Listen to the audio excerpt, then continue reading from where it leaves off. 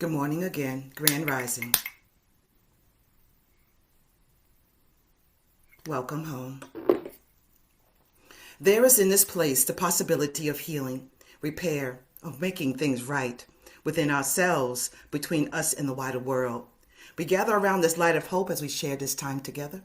Amen, Ashe, and may it be so.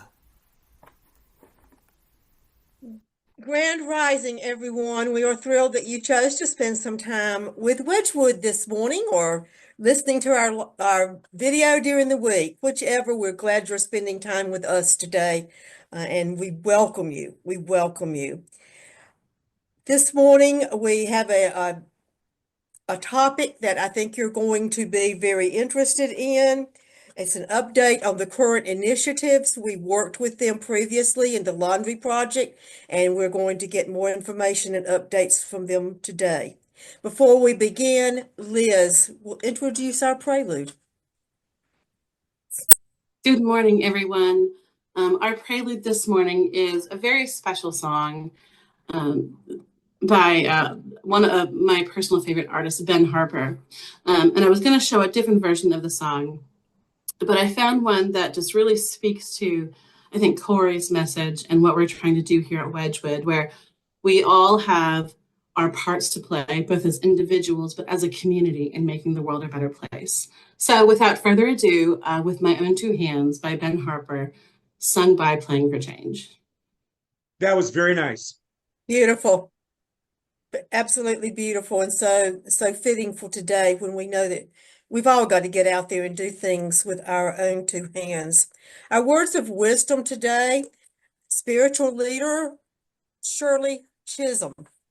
I have long admired her and read a biography about her life once.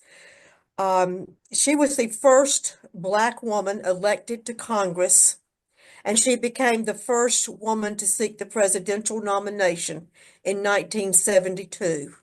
Not the best of times for a Black woman to take that bold step out into politics. And I think there's a lot we can learn from her from that. And as it's hard, we were just talking about for us sometimes to step out in today's climate.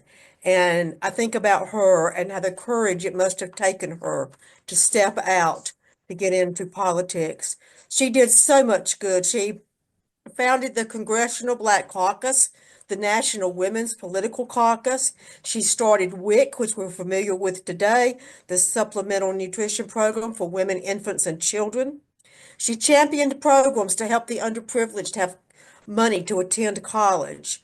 The Fair Housing Act granted unemployment benefits to domestic workers.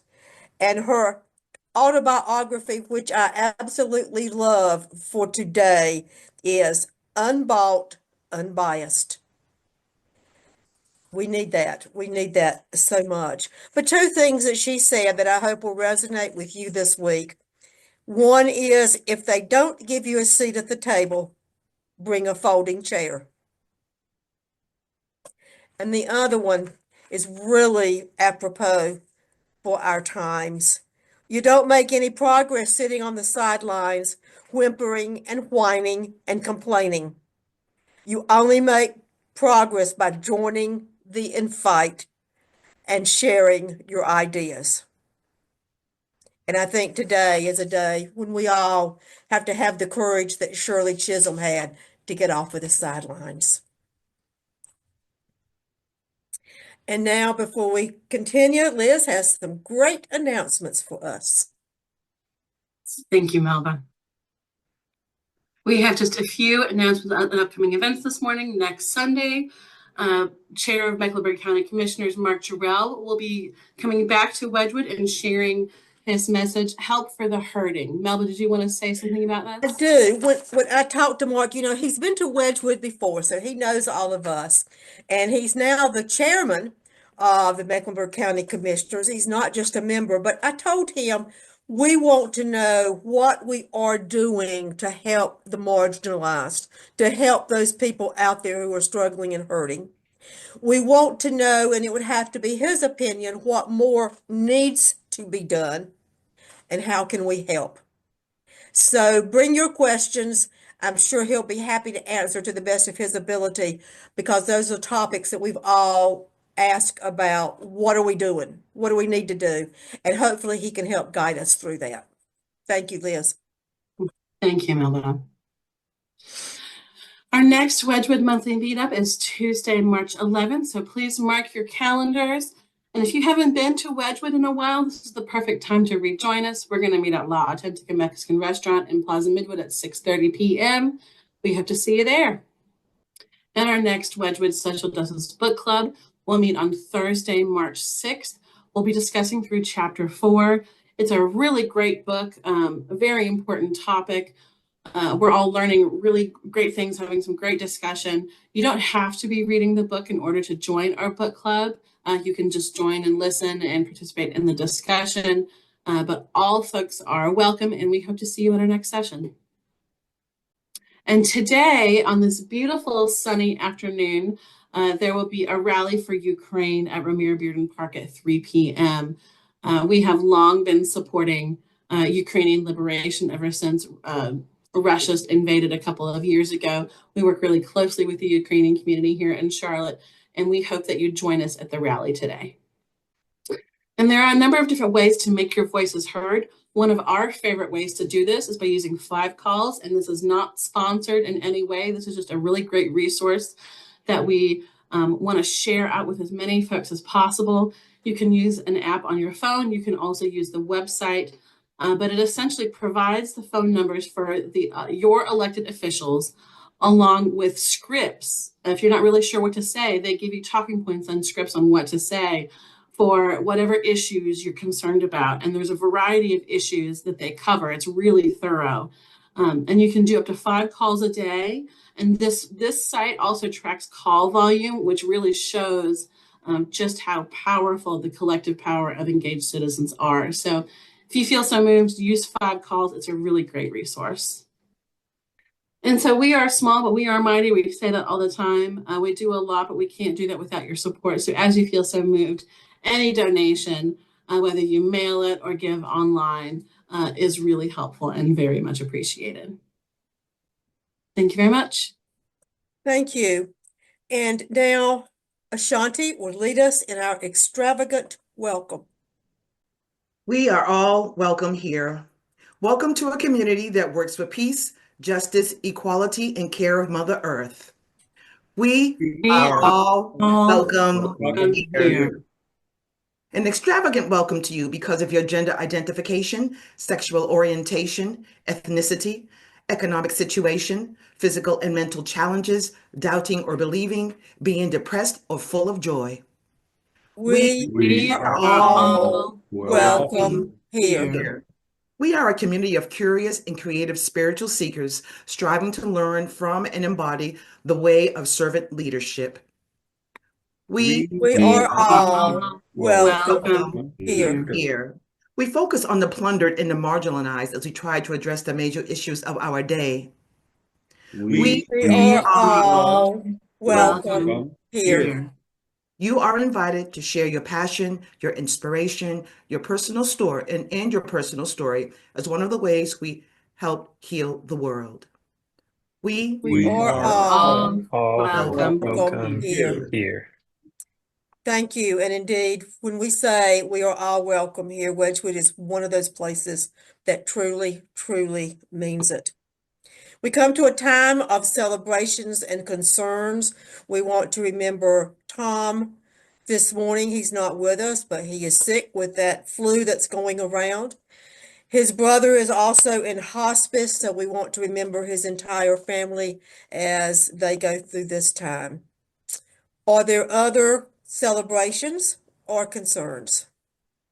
A concern, all the little kids that are suffering from measles in the Southwest Yes. and being deprived of any particular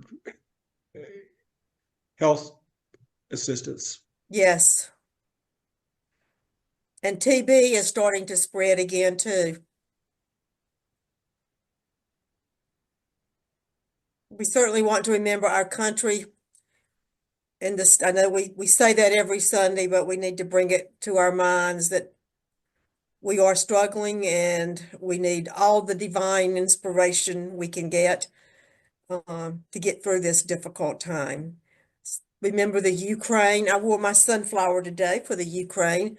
As they have their rally today, I know that they are deeply, deeply hurting with what's being said and done right now, and we want to remember them.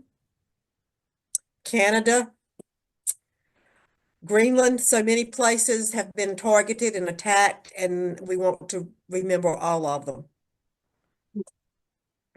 I want to celebrate the fact that despite all the things that are going on in the world, community has always remained. And if people haven't found community, they are finding community. And I think that is a really radical act, but also a really important one. And I want to celebrate that. I'm thankful for the community of Wedgewood. I don't know what I'd do without you guys. Any others? All right, in the spirit of Wedgewood, we'll have a moment of silence for prayer, for meditation, for whatever you choose to use it for. If you just want a quiet moment, that's fine too. But think about and remember the things that have been mentioned here this morning.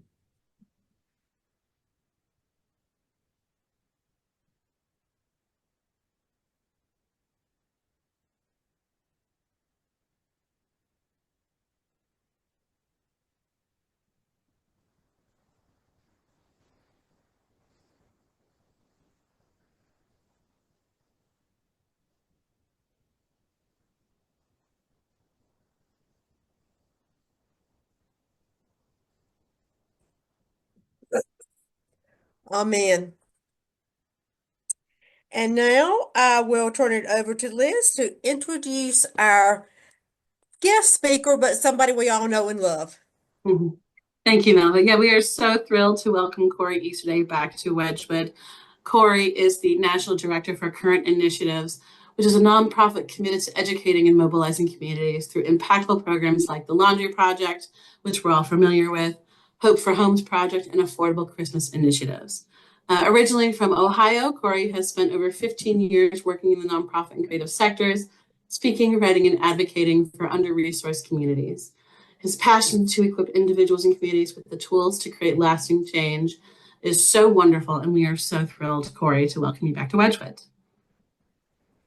Thank you, Liz. Very glad to be back. I know and love all of you as well, so I appreciate that that introduction. Yeah, I'm excited to share with you guys. Did everyone here, because I actually wasn't at that one, did everyone here on the call actually volunteer at the Laundry Project, or just a few of you? I think we all did. And some others that aren't here this morning. Mm-hmm. Gotcha. Okay. That's awesome. Well, yeah, so like Liz said, for those that don't know, my name is Corey Easterday. I am with Current Initiatives as the national director and leader of our Charlotte initiatives, and it is wonderful to be back. I think it was almost a year ago to the day, how time flies, that I was, hanging out with y'all at Wedgewood, and then a few months after that, we did our first laundry project together, first of, many in the future. And I'm excited because, last time I was sharing with you guys at Wedgewood, I focused my talk on this idea of hope, because we call our volunteers hope dealers, and hope is a very big value for us as an organization with Current Initiatives. And on our website, we have two phrases, if you go to our website, laundrybycurrent.org, that greet you immediately. The first is clean is hope, and the second is clean is empowerment. So I thought it would be very apropos to focus on the second of those phrases, since last time we talked about that idea of hope and how it relates to our work with the Laundry Project and what you all are doing through Wedgewood. I want to talk about the idea of empowerment, because I think it's equally important, and one of our important values as an organization, enough to kind of be a part of that header on the website. So it's a concept that's very personal to me and very important through the work we do and through kind of nonprofit work I've been a part of in general.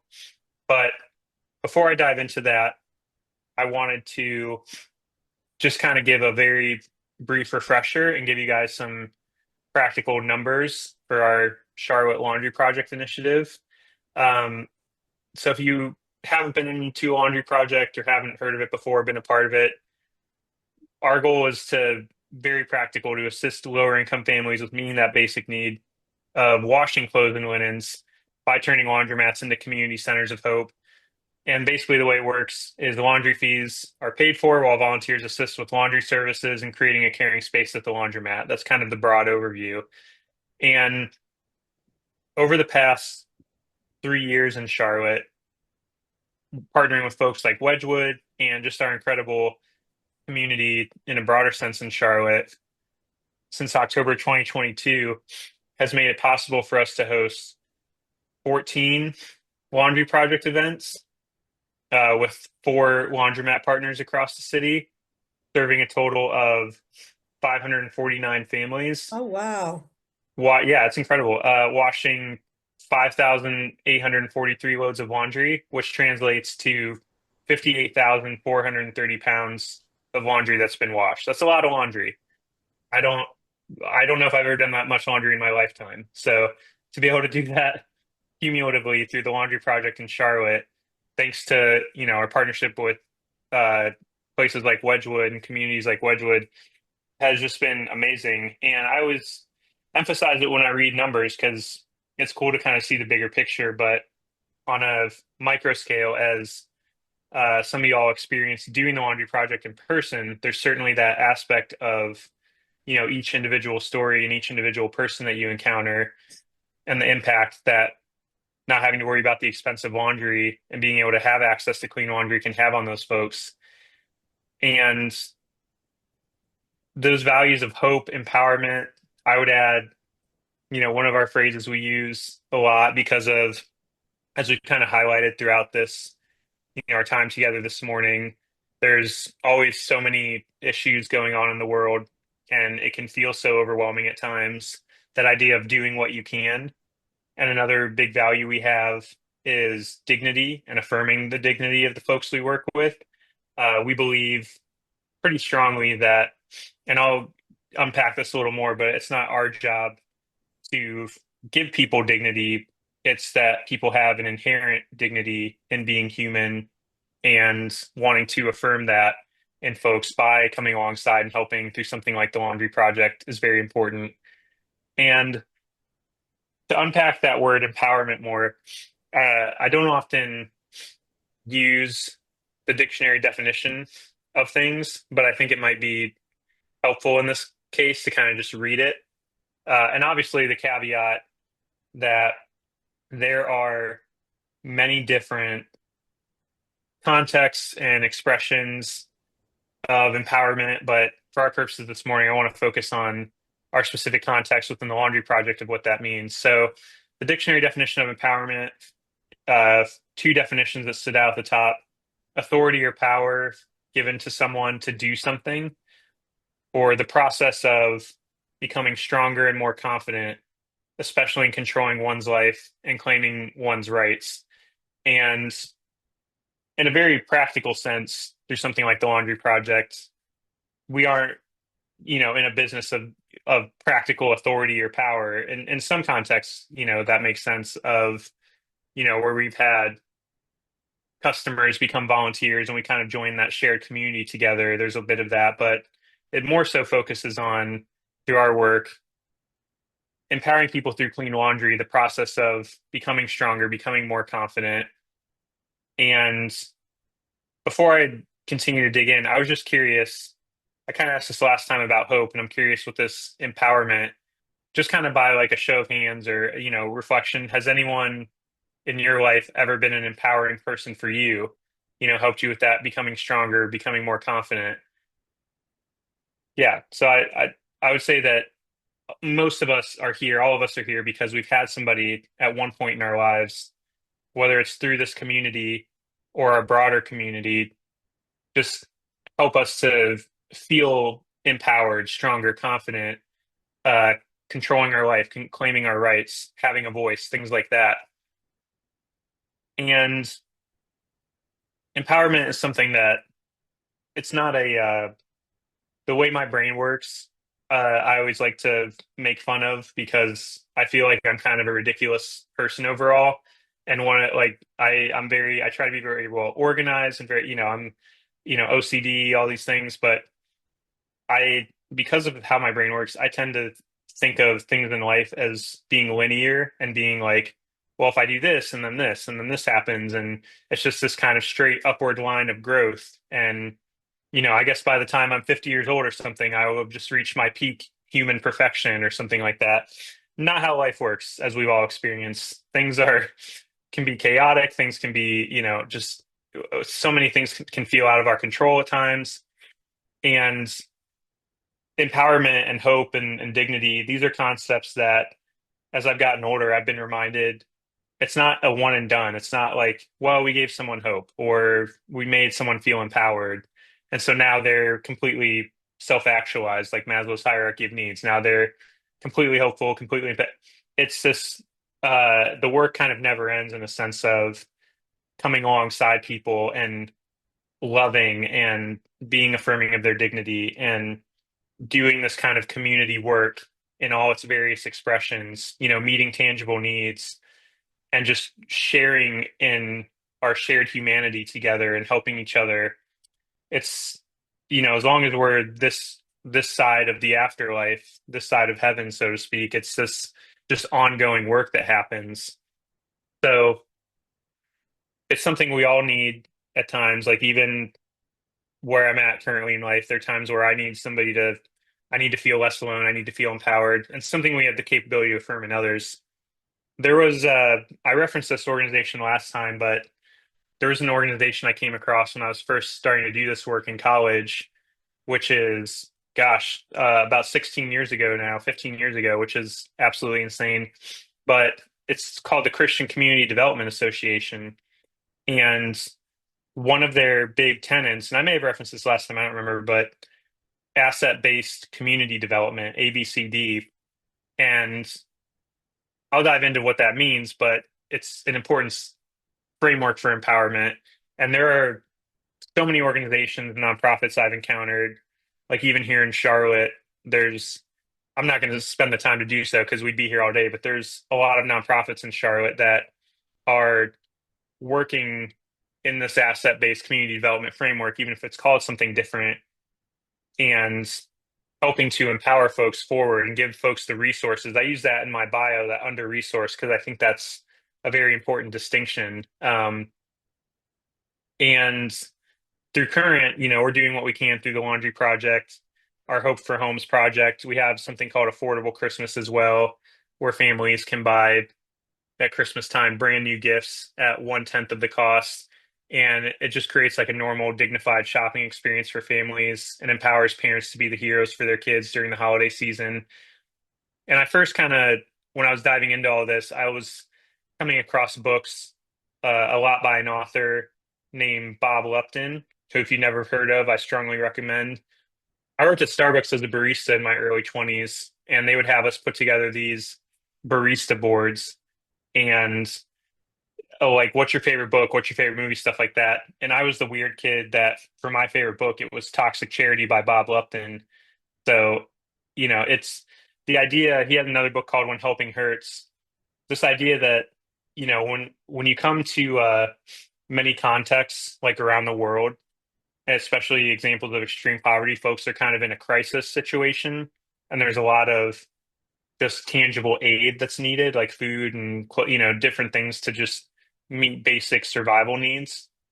But a lot of what we see in America, there are plenty of examples of extreme poverty here, don't get me wrong, but there's a lot of like working poor and a lot of families that are barely struggling to make ends meet, barely surviving, uh, just way below the economic threshold for middle class, things like that. And there can be this temptation for us to just try to kind of fix things and put these band-aids on it, when in a lot of cases, the whole premise of toxic charity when helping hurts is these ideas that it's always good to try to help people and give to people, but to try and do it in a way that has strategy, that has head as well as heart and compassion behind it, is important. And so asset-based community development is a community development approach that focuses on identifying and leveraging the existing strengths, skills, and resources within a community to drive positive change rather than solely focusing on its problems or deficits. Essentially, it emphasizes the assets of a community that they already possess to build a better future. So when I was growing up, I had a very rough life, came from a very tough family background, very much lived in a situation where we were struggling to make ends meet, single mom. We had to go to soup kitchens for meals. Oftentimes, like we were, to sum it up, just very much kind of a product of the quote unquote system and needing to advantage ourselves of any resources possible in our community to kind of survive on a day-to-day basis. And there were several leaders at the church I started going to in middle school and otherwise that, beyond all reason, beyond all evidence to the contrary, saw something in me that, okay, this kid has potential, this kid has qualities, has characteristics, has capabilities. Like God is doing something in him that can be grown and can be invested into over time. And I'm only where I'm at today because of those leaders and because of those folks that saw whatever it was in me at that time and sought to empower me and help me realize the potential that I had.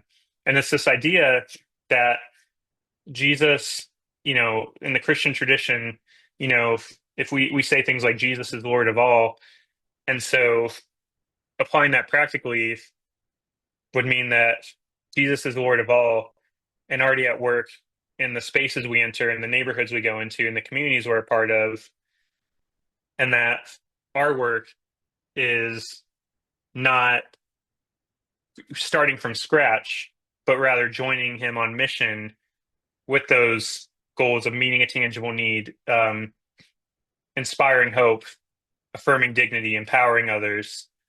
It's taking your faith of, God's at work and applying it practically to, okay, well, great. I don't have to come up with this from scratch, or the burden is not all on me in a superhuman capacity, because a lot of times that creates the well-intended idea of like saviorism, or I'm going to fix things. Like Corey Easterday, can make everything the way I want it to be.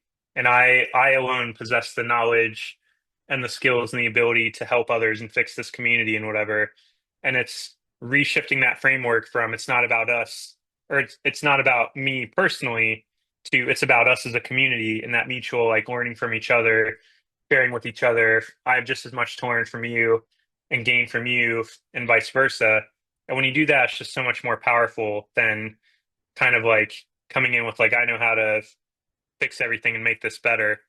And this is kind of played out with laundry projects in some practical ways of, when I first started doing this back in Canton, Ohio in 2010, we would start to see at our little laundromat on Duber Avenue, we would start to see a lot of the families we were, because it was a very like, you know, poor, like urban poor community, but folks were like, this is awesome. This is meeting a tangible need for us. But then they would step up and become volunteers and like want to donate and help out and give back. And that was my first kind of sense of like, oh, this is much bigger than just, meeting a tangible need of laundry. This is something that, if done the right way, we can really kind of come together as a community, and folks that, like I think of my friend Bernard I met, who uh, was this older gentleman who just didn't seem to have a lot going on, but every time we had a laundry project event, he'd come down from his house, a few houses down from the laundromat, and just be like all in, all hands on deck, And I think of the things I learned from him just about life and in general, and vice versa. And it's, to me, those were just practical examples of how that idea of asset-based community development can play out in something that our primary goal is to meet a tangible need. And even in Charlotte, we've had lots of examples of, we'll do, and this may even happen at the location you were at, but folks are like, oh, this is awesome. I want to donate. I want to get involved. I want to, be a part of this in my community, and creating that mutual community. And it's also empowering a tangible way of, having clean clothes for job interviews, for school, all that kind of stuff. Um, so there's this like theoretical and these practical ways that empowerment can play out. And again, it's just not coming in with an attitude of fix, but rather partnership, resourcing, coming alongside all that stuff. So I want to, as I kind of wrap up, want to share with you just the broader context, some of our lifetime laundry project numbers. So kind of talk about in a local context, but then nationally. So we've been doing the laundry project for 16 years in 67 cities, 21 states around the country, 164 laundromat partners, uh, almost 30,000 families served over that time, almost 310,000 loads of laundry washed, over like 1,100 projects that we've done in the last 16 years. And all that equates to 3,094,200. I said that wrong. 3,994,200 pounds of laundry wash. Sorry, that was a mouthful. Yes, in the millions. We're in the millions of pounds of laundry washed. And it's cool to me again just to see how that simple, like, let's do what we can. Let's partner with Wedgewood. Let's take these small steps, can lead to such a bigger impact and bigger outcome. Um, so I just kind of want to leave you off this as I wrap up. I appreciate you giving me the time to share and talk about these things and be with you all this morning. That we we have our struggles, we have our quirks, we have like our tough circumstances and situations we go through as humans. We see things in our local community, we see things globally, nationally, that can be extremely discouraging and overwhelming and negatively impactful to ourselves and those we care about. And this idea of uh, kind of fighting our way forward, fighting our way through that, creating a better future, creating a better vision for the church, for our country, whatever, for our families, our communities.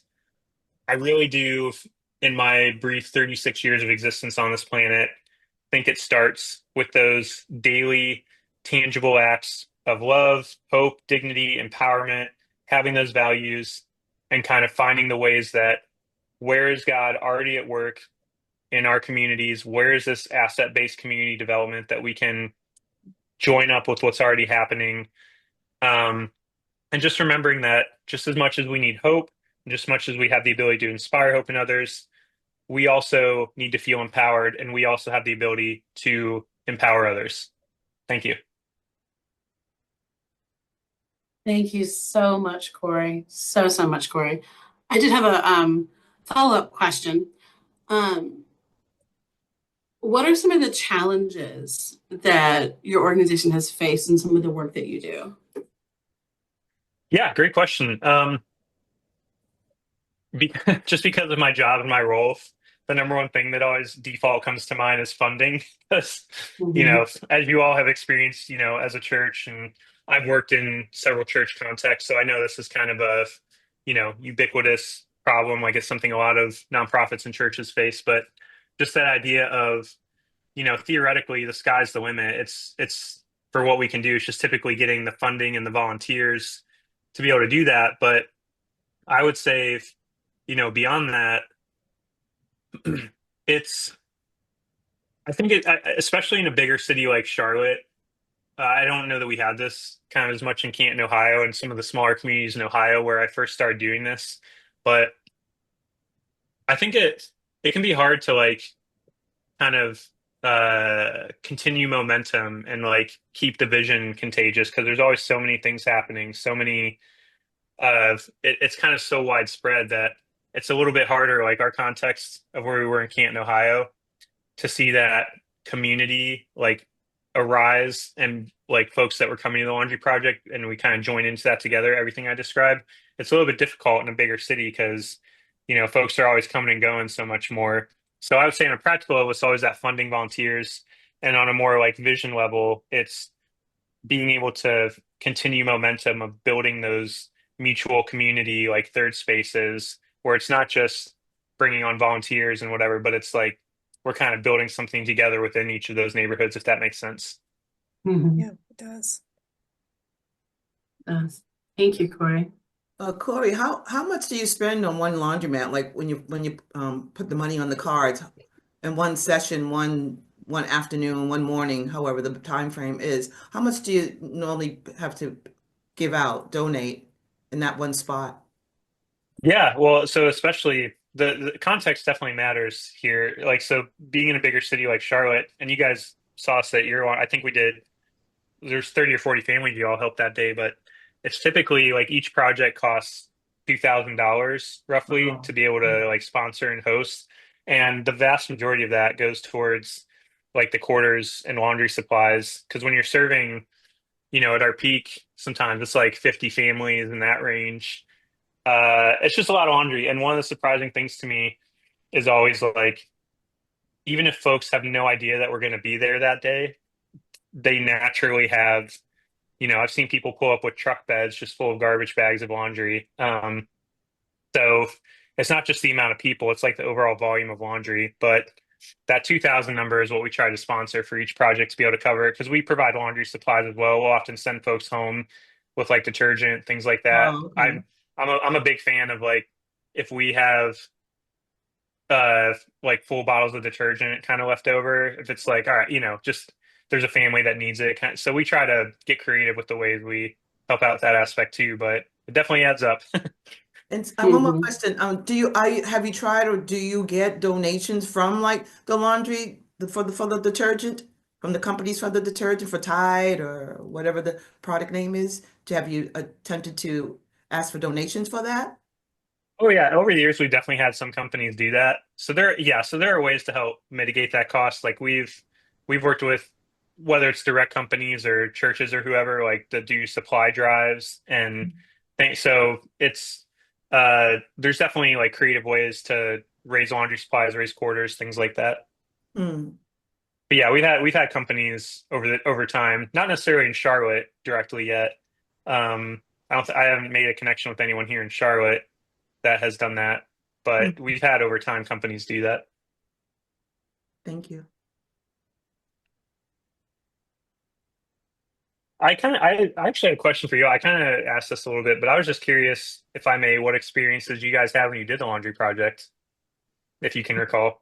You mean like being there and helping out? Yeah, just general like I I was had just a curious what I didn't blast. really get to debrief with you guys, so. I had a blast. I really enjoyed. I don't think I sat down once, because I like interacting with them. I like helping. I'm excited about doing things like that. So it was fun to me because I was helping someone, even though we didn't speak the same language, we still were able to communicate as human beings. And I enjoyed that part too. Even though I didn't know the language, we still were able to ask questions or, simple things, I forgot what we were saying, free. Oh, we were saying free, free. We showed them the card, free, free, and then look at you a little strange, like, what do you mean free? Like free, free. So I really liked doing that because they were so surprised and to be able to give like that. So I had a blast. I don't think I sat down until everything was all done. And then the babies were there too, so I enjoy the babies too. So it was fun. I love that. That's awesome.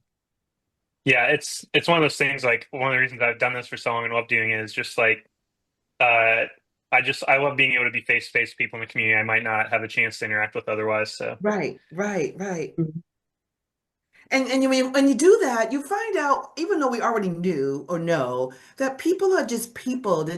We're people. We're the same, even though we're different. And we come from different places and different cultures, but we're still people and we still need each other. We still care. They still need help. I mean, that part is like, that's the beautiful part of it. They need help. I need help. You need help. Everybody needs help, and we're here to help.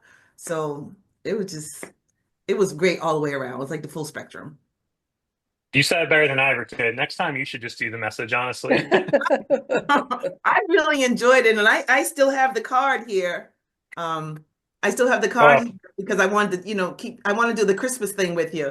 And I went to Aldi's here in Belmont. I'm in Charlotte, but Belmont's not too far from me. And I saw someone come out of Aldi's and they had the shirt on, dope healer. So I didn't know the person. I was like, hey friend, hey, I work with that. We did the laundry project. She goes looking at me like, oh, okay. All right. But I was like, I love that. hey friend.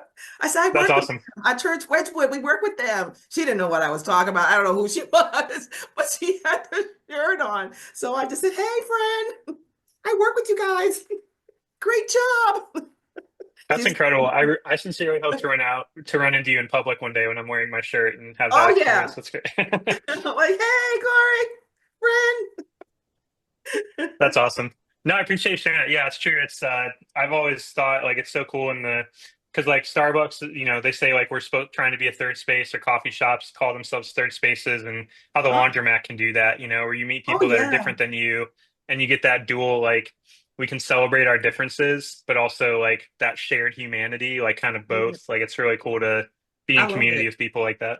I love it. I love it. I really do. Thank you for Mhm. doing what you do. And you've been doing Yeah, it thank for you. I so need to put you long. out on the stump as like a spokesperson. This is great. It's Yeah. it's like it's contagious. It feels to me anyway. It's contagious, and what a great way to help people. It's just it's easy, it's fun, and I like to surprise. I like how they're surprised that we're helping. Because people don't just come around and help. It's not the norm. It should be the norm, but it's not the norm. Yeah. It's the Which Absolutely. norm. we're trying to get another date scheduled so we Oh can have a yeah, I laundry would love to day. do that. And I want to do the. Can you let us know when we do the Chris? We didn't do the Christmas thing, but I don't know how you work it, but I think it's a some simple similar. Yeah, well, actually, that goes back to Liz's first question about challenges. We haven't been able to do affordable Christmas in Charlotte yet because it's a much bigger like event of, Yeah. you're talking probably 50 to 80 families shopping, but Uh-huh. it's because you're doing it where they're able to buy brand new gifts. It's like 10 to $20,000 for like the full sponsorship, Oh, and to be able to collect toys and all that yeah. kind of stuff and set it up, and just even having the locate, it's just more of a logistical. So we did it Oh, every year when I lived in Ohio, and we've done it in like Las Vegas and Tampa and some of our other home cities, but it's usually just kind of a big logistical thing to pull off. So it's been oh, more I slow going see. in Charlotte. Yeah, yeah, I understand all that. Well, maybe Corey, you and I can, and if anybody else for which wants to join, maybe we can like meet for coffee and discuss because we have worked with so many people and so many organizations. There may be like some connections that we can help facilitate to Yeah. make that happen. Mm-hmm. That would be great. That's kind of one of my dreams for, being here in Charlotte and working with Current is like to be able to do affordable Christmas, because I feel like it really adds to that vision of empowerment of like, I mean, you talk about the community at the Laundry Project. It's pretty similar at affordable Christmas when families are like, oh wow, I can buy this bike or this tablet or this thing, and it's really only like $10 or whatever. And it's Yeah.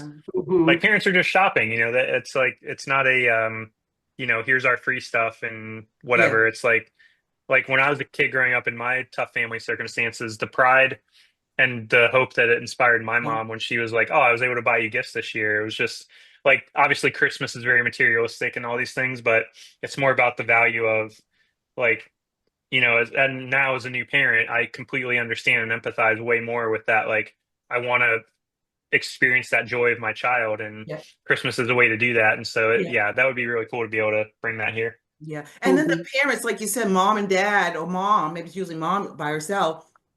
She feels good too that she was able to do this because she feels bad that she's not able to provide and make the children happy and surprise them. I mean, moms love doing that. We love to see the birthday parties. Okay, open up your presents. You get all excited for them. And that's the best part of Christmas, watching the kids open up the present and get something they didn't know they were going to get. And they're so excited. We take pictures and all that. So it's very important for the mom too, as well as the Yeah, child. 100%. That makes full sense. Yeah, I remember my mom's like, "Oh, this was a free thing. I was like, I didn't have a choice over what I got." Versus like, Oh, she's like, "Oh, yeah, I got yeah. to go pick things out for you." It's a big Yeah. difference. So It's a big difference. Yeah. Like you said, the word empowerment, that's a great word, empowerment. The mom does feel empowered that she was able to do this for the child and it made her light shine as well as the child, you know. So yeah, thanks for sharing. That's true. I'm not a mom, so I appreciate the well, you're a perspective. dad, so it's the True. same Yeah. thing. It's the True. same thing. You care for the child, you want the child to be happy, you want to celebrate the child, you want the child to experience, childhood and all those good things that come with it. It's the same thing. Yep. Yeah, and when you're struggling to make ends meet and going through different things, it's like those moments of joy, unfortunately, can feel few and far between. So Yeah. yeah, As we say each week, there's a lot of work to be done. And Thank you. you're welcome. Thank you. You're welcome, Jed. I'm sorry, Reggie, you don't feel good. Thanks. It's okay though. Thank you so much, everyone. Thank you, Corey, for the work that you do. We really appreciate you. I'm excited by the work that you do. We extinguish this flame, but we keep the light in our hearts with the message of love and justice, and taking it outside the walls in which we live in until we see each other again. Amen, Ashe, and may it be so.